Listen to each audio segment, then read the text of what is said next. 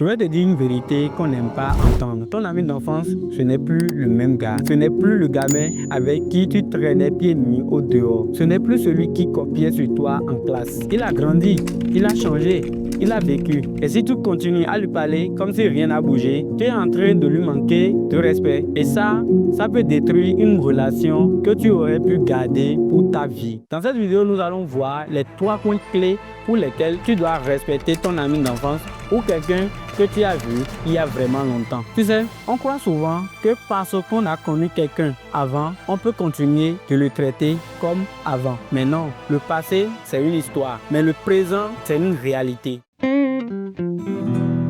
C'est plus le même gars. Il a bossé, il s'est battu, il a galéré. Tu n'étais pas là quand il pleurait seul la nuit. Tu n'étais pas là quand il a échoué 5 fois peut-être avant de réussir. Aujourd'hui, peut-être qu'il est patron. Peut-être qu'il est devenu un homme respecté. Peut-être qu'il a juste pris de la sagesse. Mais tu dois le respecter. Mais toi, tu continues à le parler comme si c'était ton gars celui d'avant. C'est là que tu rates quelque chose de très important. Parce que le mec que tu connaissais n'existe plus. Il s'est transformé. Il est devenu quelqu'un. Et ça, tu dois le reconnaître. Ce que tu refuses de voir, c'est que lui aussi, il a grandi. Et s'il a grandi sans toi, c'est peut-être parce que tu l'as gardé petite dans ta tête.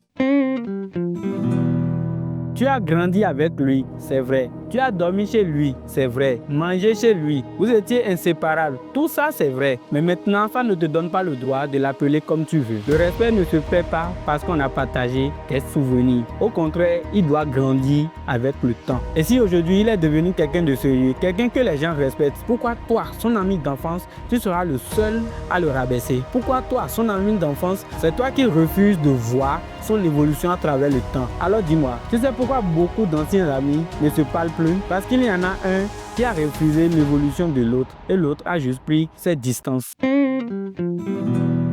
Laisse-moi te dire une chose, ce que tu refuses de respecter, la vie va l'enlever de ton chemin. Parce que le respect, c'est la base de toute relation qui dure. Tu peux rigoler avec lui rappeler les bons souvenirs, mais tu dois aussi reconnaître ce qu'il est devenu. C'est comme un arbre que tu as vu pousser.